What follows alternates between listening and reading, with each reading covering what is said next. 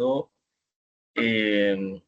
una automatización de flujo en Power Automate Desktop que simule la captura de datos de un sitio web y los exporte los datos a Excel.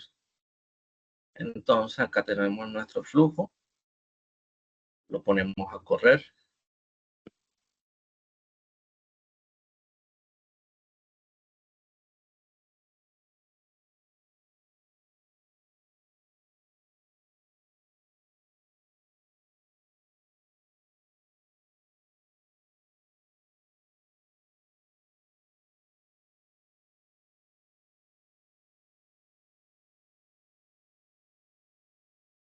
Nos va a solicitar que le indiquemos un nombre. Vamos a llamarlo prueba 41 al costo. Esto se va a estar guardando en una carpeta que ahora veremos dónde está registrada. Lo guardamos con ese nombre, pues al costo, y él sí cierra el Excel. Si nos vamos acá, aquí es la carpeta donde está guardada. Podemos observar cuándo fue guardado, el 16 de julio a las 9:43. Sí, es la hora exacta en la que estamos ahora mismo. Si accedemos a los datos, podemos ver que son los datos que fueron tomados desde la página. Este flujo funciona inicialmente, pues, abriendo una nueva pestaña en Chrome o una nueva ventana en Chrome. Le damos un tiempo de espera de 2 segundos para que actualice la información de la ventana. Y posteriormente procedemos a ingresar datos en una zona especificada que al momento de hacer clic en un vínculo a una página web, y lo que tiene este vínculo es que le estamos haciendo clic en la sección del buscador. Posteriormente a ello, en esa sección del buscador, el siguiente paso es rellenarlo con el parámetro lavadora. Le damos un tiempo de espera, después también indicamos que va a funcionar, o la siguiente acción que se debe ejecutar es la tecla Enter con el fin de iniciar la búsqueda. Se espera otro tiempo, 2 segundos, a que funcione o actualice la información, y ya posteriormente lo que se va a hacer es extraer los datos de esa página web. Esa página web, el modo de almacenamiento de los datos indicó que fuese de una hoja de cálculo de Excel que se guarda con la variable Excel Instance, y posterior a ello cerramos al explorador con la misma variable que se abrió. Posterior a ello mostramos un cuadro de diálogo que va a ser el nombre con el cual vamos a guardar el documento. Aquí registramos el nombre con el cual va a ser guardado el documento, y ese nombre del documento se guarda en la variable user input. Y posterior a ello hacemos un guardado del Excel. Indicamos qué elemento vamos a guardar: el archivo con el cual se abrió el Excel, que es Excel Instance. Vamos a guardar el documento como, el formato es libro de Excel.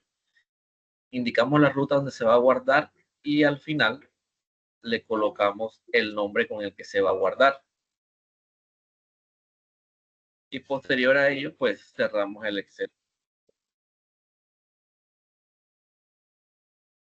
Así sería el funcionamiento de la parte 1, de un flujo básico de captura de datos. Para la parte 2, de integración con Power Apps y SharePoint, para ese caso, tomamos este mismo registro de lavadora y en el sitio de pruebas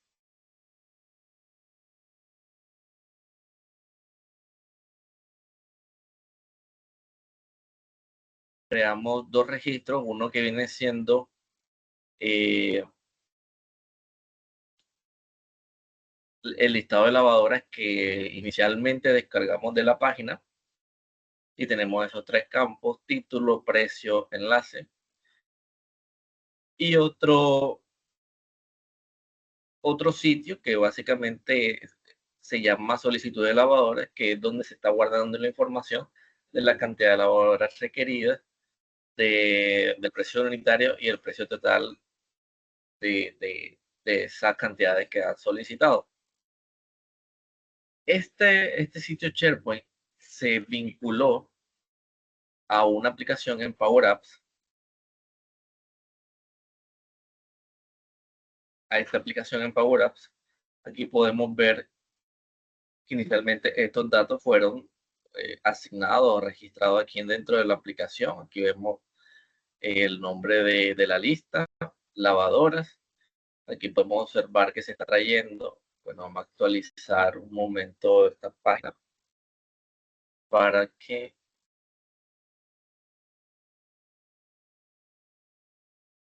me tome la última, para que me pueda visualizar cómo está construida, es decir, la formulación de la aplicación.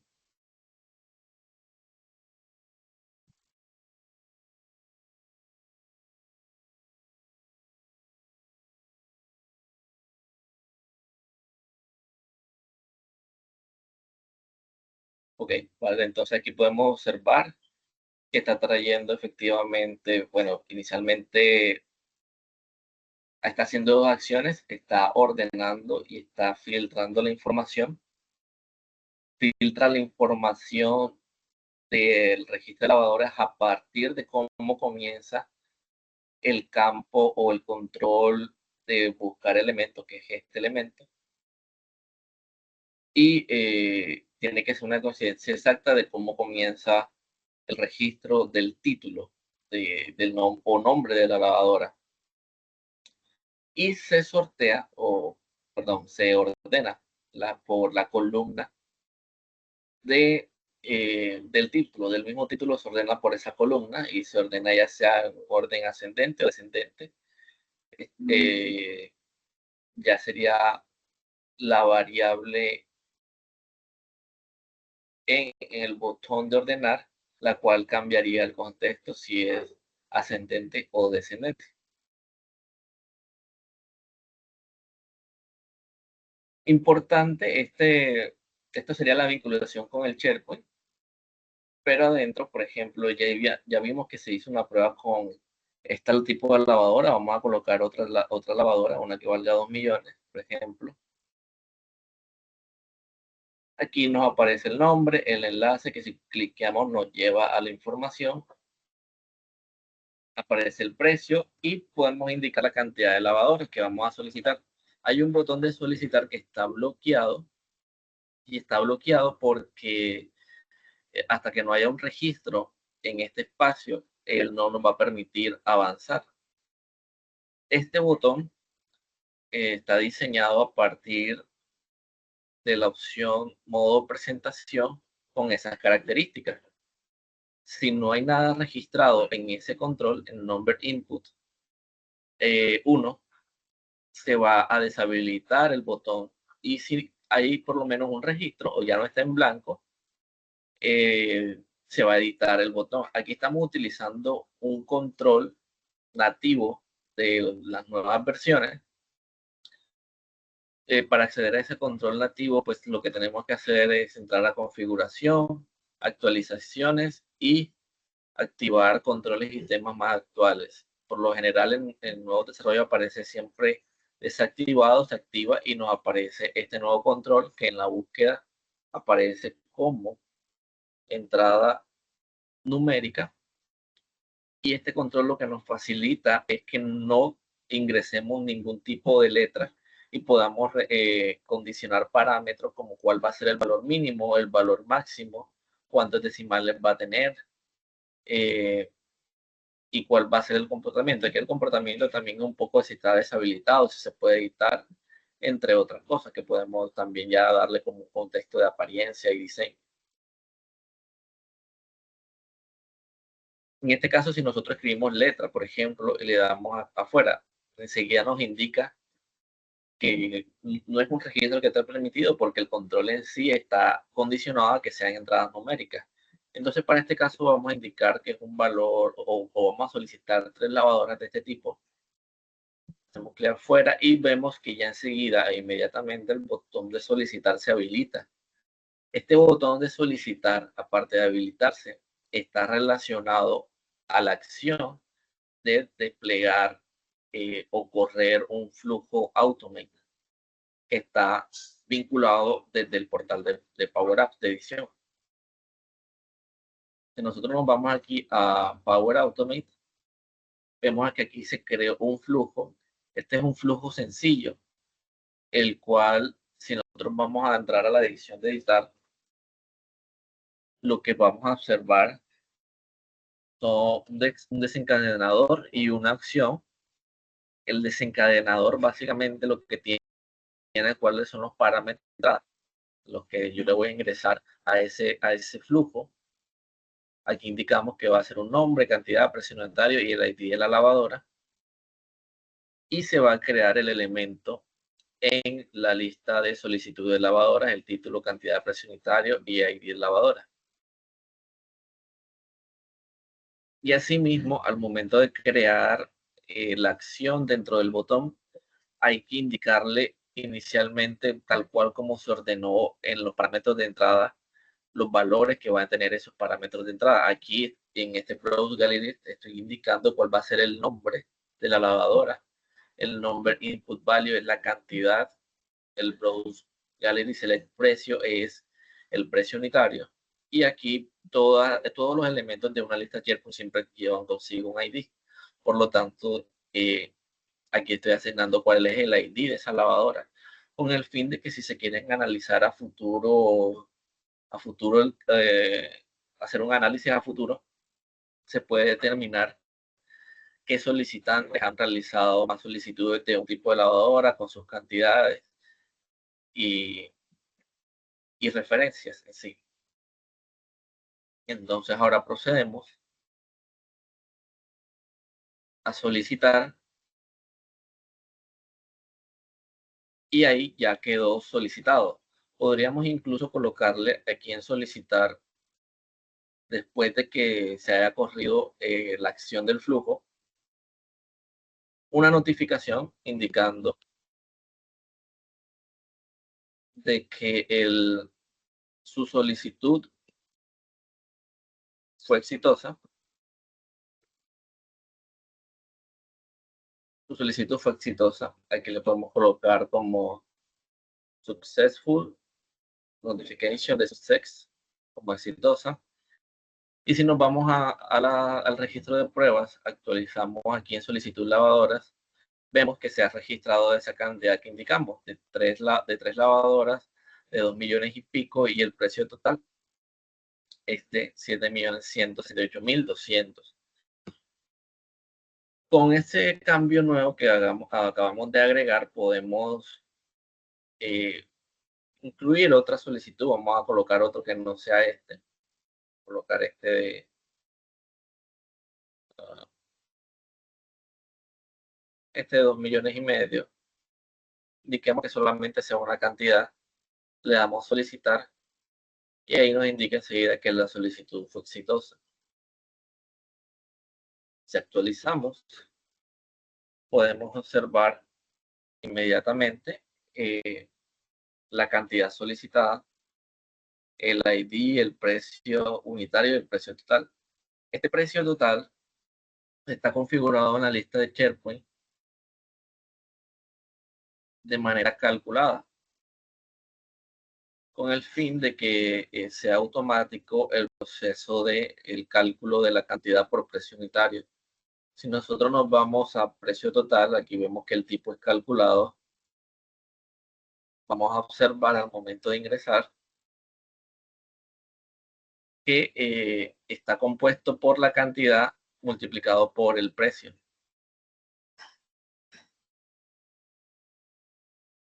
Es decir, que por ejemplo, si nosotros llegamos aquí a editar en la vista cuadrícula, digamos que ya no son dos, perdón, ya no es una cantidad, sino son dos, damos clic afuera, enseguida el campo de precio total se me actualiza automáticamente. Vamos a salir de la cuadrícula.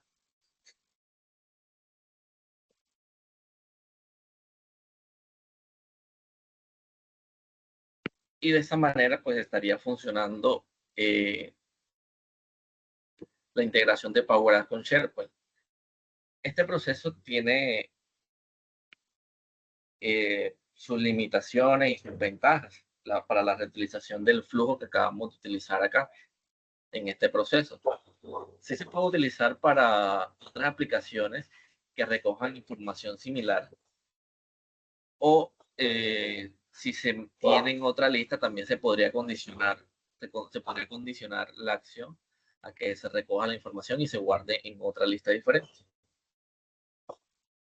Sería como los casos de los que podría tener ese flujo de Power Automate vinculado en la sección de edición de Power Apps. Las limitaciones que tiene, pues, podría ser que, bueno, no podría ser. Una de las limitaciones que tiene es que hay un límite de parámetros al cual se le puede ingresar en la entrada de la acción. Aproximadamente son unos 20 parámetros que se pueden asignar. La seguridad, pues la aplicación y el flujo usan las credenciales del usuario que ejecuta. Hay que asegurarse de que se tengan los permisos sobre la lista. Es importante porque no se puede hacer una acción de registro, de eliminación, no se puede hacer un CRUD si no se tienen los permisos de edición en la lista especificada. Y pues, por supuesto, otra de las limitaciones es que este tipo de conexiones no se puede utilizar si no hay internet. O sea, esto funciona vía cloud o bueno, funciona con la premisa de que se están utilizando los datos en la nube, por lo que sin internet no se podría ejecutar estos datos. De la parte 3 de la 4, de la cuarta parte, consiste en el uso de iBuilder en Power Automate. Lo que se hizo en sí fue lo siguiente. Tenemos acá un flujo, vamos a ver cómo funciona.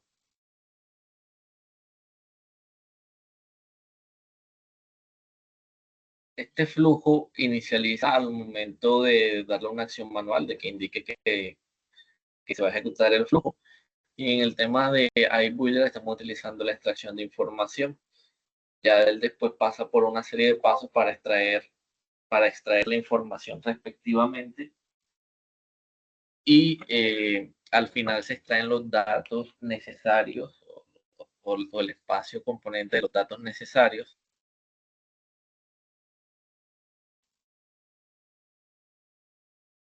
Adicionalmente, inicializamos una variable llamada textValue con el fin de que nos haga la especie de conteo al momento de entrar en el bucle de for each, porque los datos que estamos trayendo tienen el mismo nombre, por lo tanto, va a estar ejecutándose hasta ir encontrando en el campo indicado el valor que se requiere.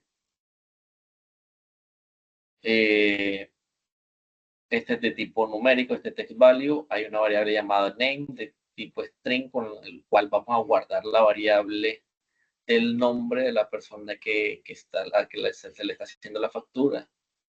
Este inicial variable valor total puede ser útil, pero ya veremos que al final no lo vamos a utilizar.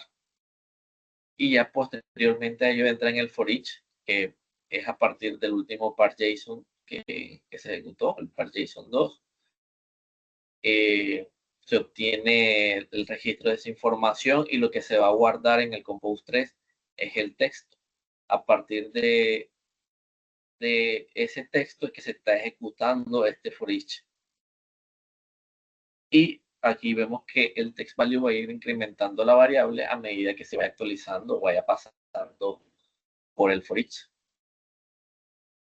Aquí lo que indicamos en esta condición, porque los valores que se van a extraer están en el valor 9 o en el text 9 y en el text 53. Aquí inicialmente extraemos el nombre de la persona a la que se le va a facturar y se guarda en la variable nombre. Y ya posteriormente, cuando llega al registro 53, lo que vamos a hacer es crear el ítem o a crear un nuevo ítem donde en el título vamos a guardar el nombre y en el valor total vamos a guardar pues ese último valor grabado en el output 3, perdón, el output del compose 3. Entonces, si nosotros le damos a hacer un testeo,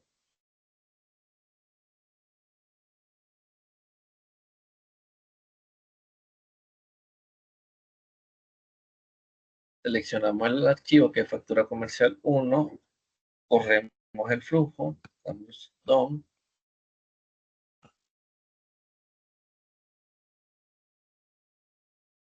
y bueno, ahí va a empezar a extraer la información manualmente.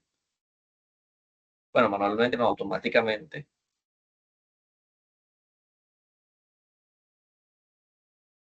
Ya después pasa por las variables y los compose y el parche y el analizador de JSON.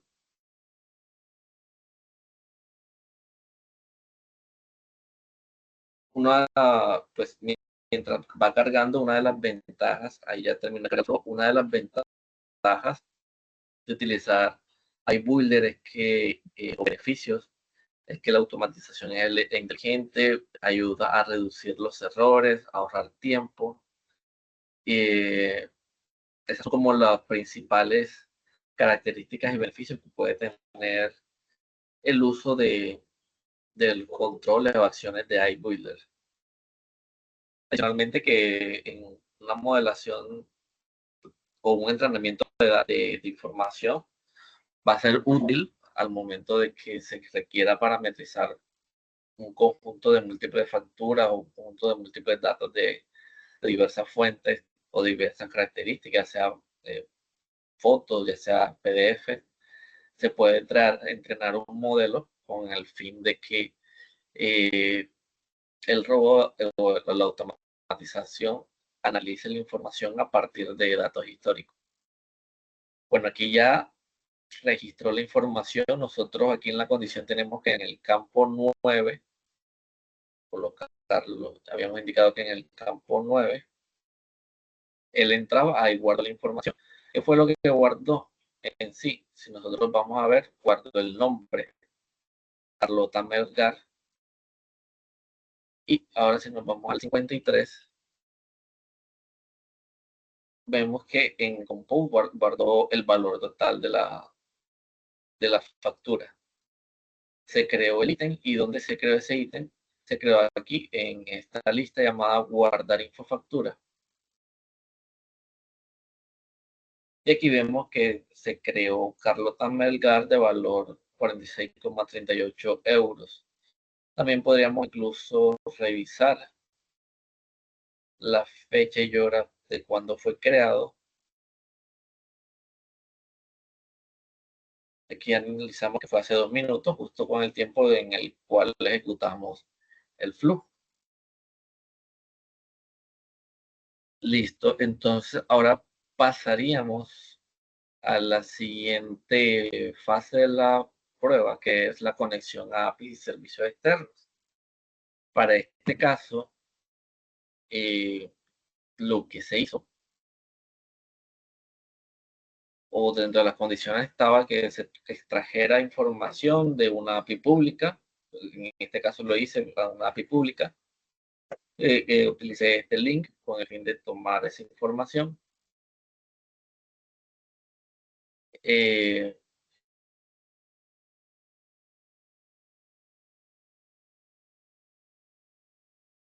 y aquí nosotros tenemos creado un flujo llamado Web Proxy APIs, el cual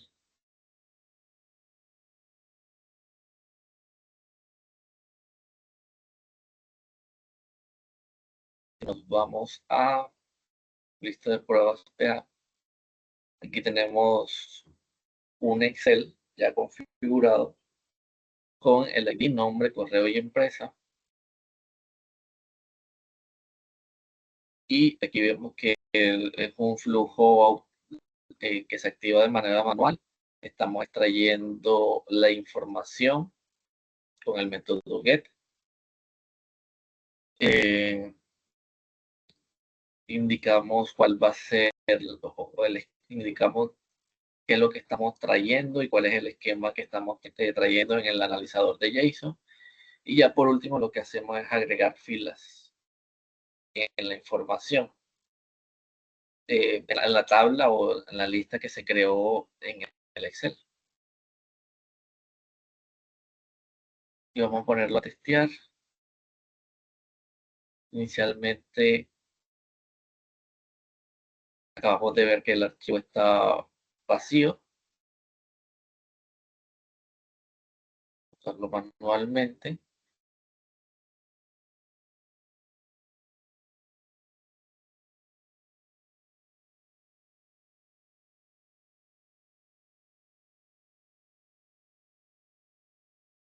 Ya extrajo la información, lo analizó y empezó a crear registros, 10 registros específicamente.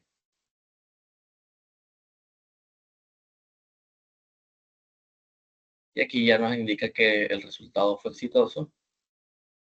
Y efectivamente, pues se registraron la información correspondiente. Los 10 registros aparecen aquí incluidos.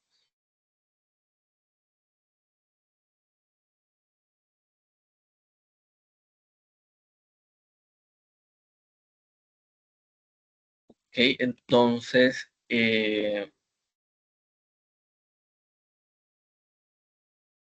detalles de autenticación, explicar cómo gestionar los permisos de integración. Bueno, en algunos casos, el tema de los permisos puede requerir que el usuario tenga permisos para ejecutar con servicios externos o también puede que se requiera parametrizar en cuanto a encabezado y el API key que a veces se requiere. Si la conexión va a ser con SQL Server, por lo general se debe configurar una conexión a los datos locales en caso de que esta sea un premise. Y si los datos se tienen que gestionar con, por ejemplo, lista de SharePoint, o guardar en un sitio de SharePoint, en este caso el Excel que está guardado en un sitio de SharePoint, hay que procurar que se tenga permiso y acceso a editar información en este sitio de SharePoint.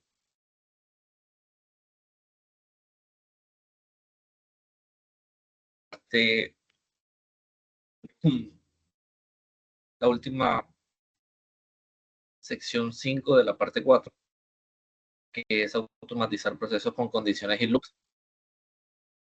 El aquí nos indica que utilicemos o que podemos utilizar un ejemplo de correos personalizados, una lista de contactos en Excel.